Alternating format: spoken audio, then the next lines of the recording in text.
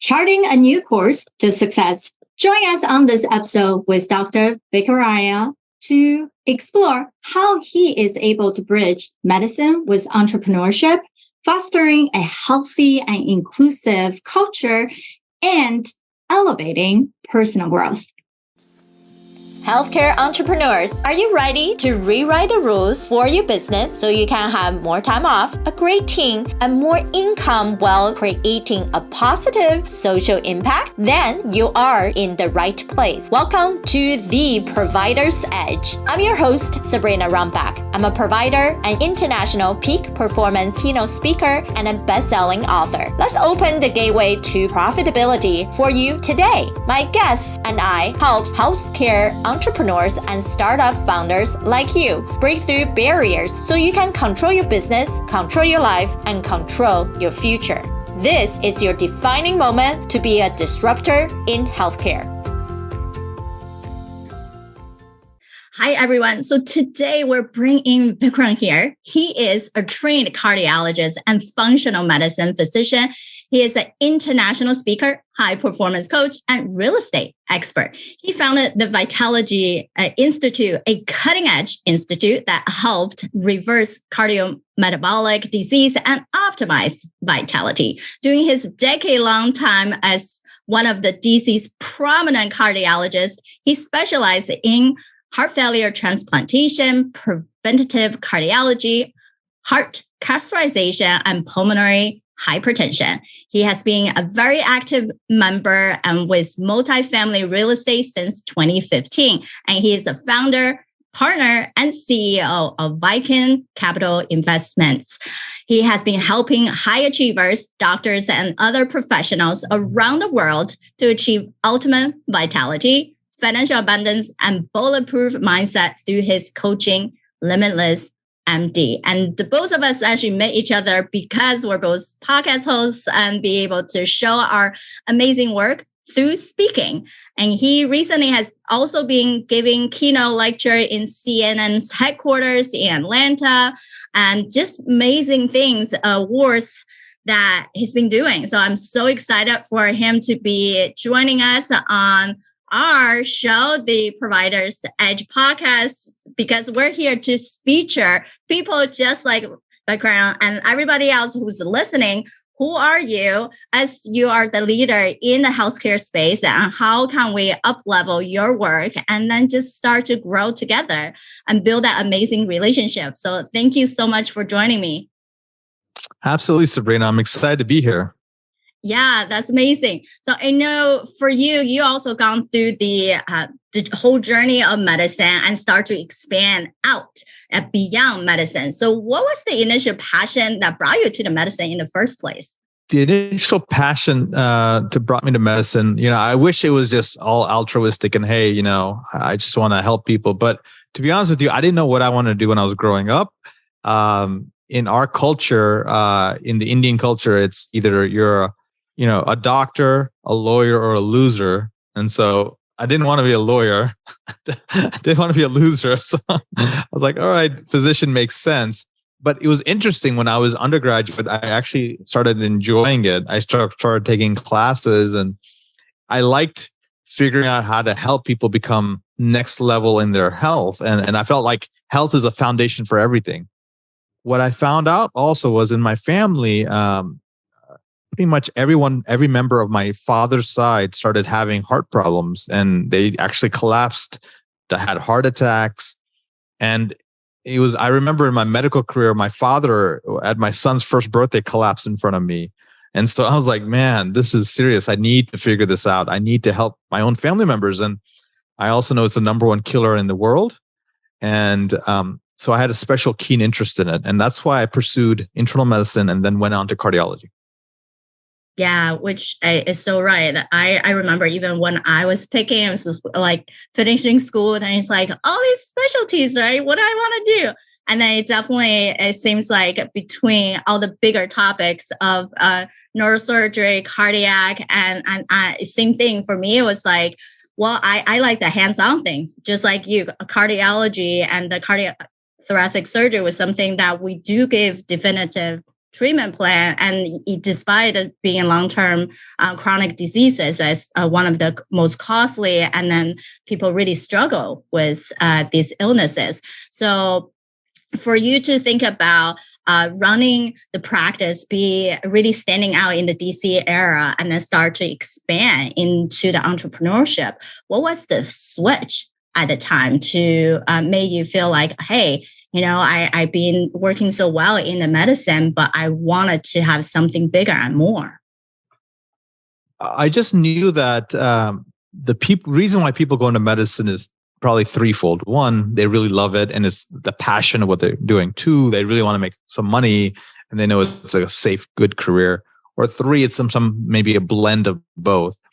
I definitely want to earn a good living and earn a good life, but I didn't want to do medicine for the sake of it. I didn't want to be handcuffed into thinking I had to see more patients because I wanted to have a bigger paycheck, or I wanted to do certain procedures because I was incentivized by the insurance company or incentivized by, the medical reimbursement program. And I saw other doctors do that in my training, and that actually it left a bad taste in my mouth. And so I made a promise to myself, hey, if I'm still practicing by the age of 40, and I had started my career at age 33, if I'm still practicing by the age of 40 and all my income is coming from being a doctor, something went terribly wrong. I didn't know how I was going to do it. I didn't know why, but I just made that declaration. And so I started exploring other streams of income outside of medicine. So then when I was practicing medicine, it was purely for the love and the passion versus I had to. And also, I didn't want people tell me, hey, you don't have to see this many patients. Hey, you have to do this. No, if I want to spend an hour talking to a patient and counseling them on health coaching and nutrition and fitness and all the things that will really prevent them from ever coming to see me again, because by the time they come to see a cardiologist, they've probably made some mistakes. So the goal is I essentially want to make sure that the patients never see me again. And that's because they've done so many good things proactively, upstream, if you will. And so what I learned was when I went up to New York for a conference, there was a guy named Dr. Mark Hyman, and he ended up becoming a mentor of mine. And he's one of the fathers of what we call functional medicine. Functional medicine is essentially a medicine where, you treat the roots of the problem versus, the leaves or the tree. You go to the root cause. So, if a tree has a disease, you don't just clip the branches. You go and see, hey, what's the soil look like? And so I wanted to go look at the soil of the people. And I realized that looking at the soil of their lifestyle habits, their nutrition, all of that makes a huge difference. And it was not just like a small incremental change. It's a dramatic change. And all major cultures, religions, they've talked about this kind of, holistic kind of health process. And even medicine before, quote unquote, modern medicine, we were really doing that. And so we've recently become more of a pill for a nail society. We've become more of a reactive society. And we think we want to manage symptoms versus take care of the whole system. And so as I started developing these ideas, plus I started doing real estate on the side to create other streams of income, I had this idea that I think I want to eventually transition out of medicine and practice what I call functional cardiology, integrative cardiology, more of a proactive cardiology. That's a risk. And so I wanted to protect my risk in that because I have kids, I have a mortgage, and this is probably going to be more concierge cash-based because insurance doesn't believe in this. Insurance believes in, okay, you have a problem, you have an ICD-9 code, then I'll give you the reimbursement to fix that specific problem versus, hey, I'm not going to pay for you to live to 120 because that's not what we do. So I was like, all right, so since this is probably not going to be, this is riskier, this is going to be off the beaten path, I need to create income. So then created a single family real estate company, created a multi-family real estate company, eventually became financially free and independent. And so then I was able to practice how I wanted to when I started my clinic, the Vitology Institute. Yeah, that's amazing. And so you're able to do both now, do medicine because you simply love the connections you have with the patient, the changes you're able to provide for these patients in a concierge model now. And then you also create an additional stream of income so you can help both yourself and other high performers providers to get to that safe level of without just feeling like you constantly working because you have to work, because that's a burden and labor on yourself. So I know it's definitely not going to be easy for you to be able to do all that. So you must be having a big team. And how did you able to manage all these people? And how big is your team now? So I have 3 companies. One is called the Vitology Institute, which helps health. Initially, it was taking care of patients, and it was health and wellness for physicians. Health and wellness for patients in the proactive model. I've evolved that into now the Vitology Institute. Essentially, now I take care of practitioners, and I help them in detox, biohacking, and human optimization and anti-aging. So that's what the Vitology Institute has evolved into. I also take care of practitioners and providers with their mindset and business coaching on how to grow their practices and how to create alternative streams of income with Limitless MD, the coaching program. And then with Viking Capital, we're the number one real estate platform for physicians and other people of high performers to grow their wealth and through real estate investing. And so I really wanted to be that one-stop shop where health, wealth, and mindset for practitioners. Yeah, which the both of us connect a very high level on the mindset part, because we all know you can change. The only way that we can control and change is our attitude. How do we see a problem and be able to solve it, but not to hold on to the past? And we can really convert anything into a gift and opportunity. As anybody out there, as you have been super accomplished, and then other people who are a provider listening to this, we all know we wanted to be the best in the world at every stage of our life as our business grows. And then what are some things that you're continuing to up-level yourself right now? I think it's what's your why? Because sometimes, let's say you hit your goals, you're not fulfilled. So success is a scientific endeavor, but achievement and fulfillment is really more of a passion, and it's more of a emotional situation. So you really want to figure out what are your goals in life, create strategies and plans to achieve them, enjoy the process along the way, and make sure you're climbing the right mountain. I'm going to be climbing Mount Kilimanjaro in about 3 weeks.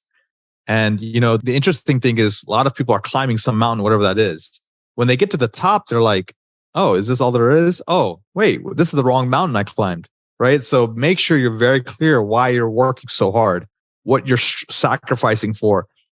So I have friends who, their whole goal is to spend more time with their family, but they work and they think that if they work, they achieve a certain amount of income, they're doing that, but they sacrifice family time to work so hard to achieve income so that they can spend more time with their family. So it defeats the purpose. Or similar, like, hey, I'm going to sacrifice my health now for a lot of money. But then down the road, I once I have the money, I don't have the health to enjoy it. So you really have to have it all at the beginning, meaning you got to focus on, I call it the 5 freedoms. I'll share with your audience, Sabrina. One, you need to have financial freedom. Otherwise, you're not going to have peace of mind. It's a fundamental need that we need to have financial stability, but beyond that, financial freedom. And then if you can, financial abundance, where you have excess capital to do whatever you want. Number 2 is time freedom. You really have to there's different levels of freedom of time, but eventually you want to get to the point where you're a doctor or a provider by choice, not because you have to. And you get to choose your hours and practice how and when you want.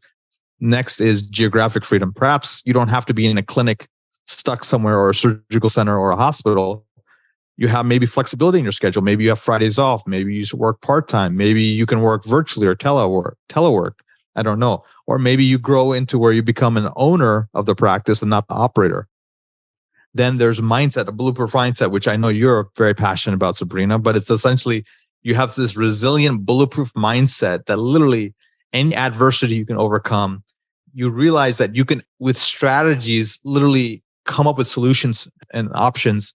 And also with your thinking, you can create wealth, right? Right now, it's trading dollars for hours. That's what most people do. I want you to trade ideas for dollars, ideas for wealth. And the final one, I guess, I would say is, the health, the vitality.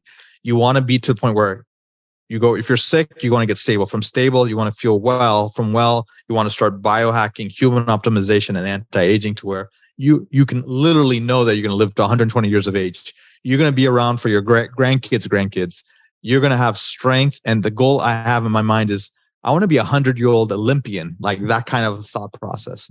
And so if you can achieve these 5 things, what a wonderful life. What a legendary life. What an epic life you can live, and how much impact. Because I don't think it's just about income. I think it's income and impact. And ROI doesn't stand for return on investment. ROI stands for, ripple of impact, ripple of impressions you can make along the world. Right. And I think it's something that you tapped on like so crucially is that when you mentioned people thought they have to exchange something, they have to exchange their time for wealth. They have to exchange their health for time. They have to exchange something for another thing that they're just thought, oh, I have to get to some goal. Right? In positive intelligence, we know that just a sabotaging tendency that we get into our own way because we thought that's how everybody else were doing it, whether our parents have sacrificed, but that's just the generational differences. There are so many things that allow us to believe that's the only way that we can achieve whatever we want to. And then we start attaching our self-identity to, if I don't get to that financial wealth or a title that we need to get to, then we are not sure who we are anymore. So all of those is needed to go back to just like Vikram, you said, the 5 freedom. And something that I talk to a lot of my clients too is how do you define freedom to even begin with? And if you have these 5 categories of freedom, you can also understand, yes, we all prioritize some of them. I personally prioritize my time freedom more than any. So even though a place that they want to call, they want me to cover their cardiac service for a week, but they're not paying my rate, or it just simply don't work out with my conference days, my personal time, I simply going to say, no, it doesn't matter how much they're paying me because I know time freedom is my number one. So if we can just readjust and then also go back to your statement of what you really continuously want to up-level is your why, then we're so clear on what is the true reason that helps us to lead to the next decision. Then we don't feel like there's always chaos. There's always someone need us to do something where we constantly want to do something.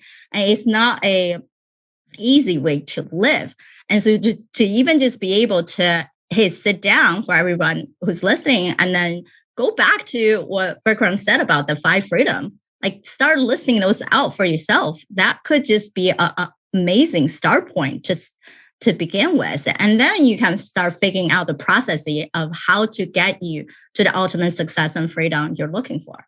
And I would say you've been doing so many amazing things. And you have now the concierge practice, more for the specific clientele now, the high achievers, the vitality building. You have your part of being able to train, coach people for the Limitless MD, and you have the real estate part, right? You have all these different components that you're working on and then be able to leverage the right people and right resource. And then I think one of the biggest part I talk to practice owner really about is that we needed to find the right people to support us.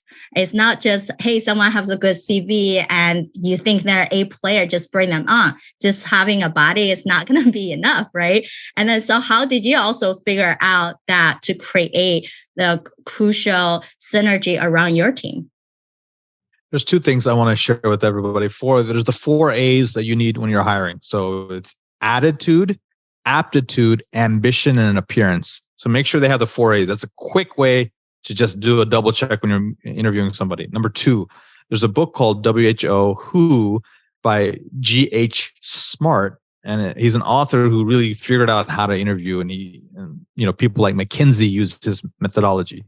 And so it goes through several rounds of interviews, several types of screening processes. And I think that's very helpful. We've recently taken up a notch. I now also use a DISC score, DISC score, to help figure out what role am I hiring for and what's the personality type that needs to be in that role. And finally, we've taken up to the next level. I use artificial intelligence and sort of a collective cohort analysis in something called Wonderlic, WONDERLICK or LIC, one of the two. But it's a strategy where it's a service that you can use where I think NFL uses it. I believe the FBI uses it. A lot of other folks use it. Where if you know what role you're hiring for, let's say you're hiring for operations manager, a front desk, a practice manager, a business partner of some sort. You put that in. If it's in their database, they have a characteristic of what kind of score would do well, and then you ask your applicants to take the score, and if they match up, then you have a really good likelihood. And then, so what we did is we're interviewing for a director of finance, 500 applicants. We only 30 people passed this test. Of those 30 people who passed the test, we found 3 or 4 that made good sense to interview, and of those 3 and 4, we're going to choose one. But it took a lot of the guesswork out of it. And so I don't care where you start. 4 A's is basic. Who is next level? Who plus disc is even better. And then if you want to go all the way down to using, the Wonderlic system, that's also good. But you probably you should be a bigger organization, obviously, because there's a fee to using that technology. But you have to have a methodology, and you can't just look at a resume. Most of what resumes are embellishments or over exaggerations, and your gut interview instinct doesn't always serve you. It's so true, because we all know the people who came in with a giant binder of all the certifications, all the bells and whistles. And then when you hire them, they are not able to perform to the level that we want them to do.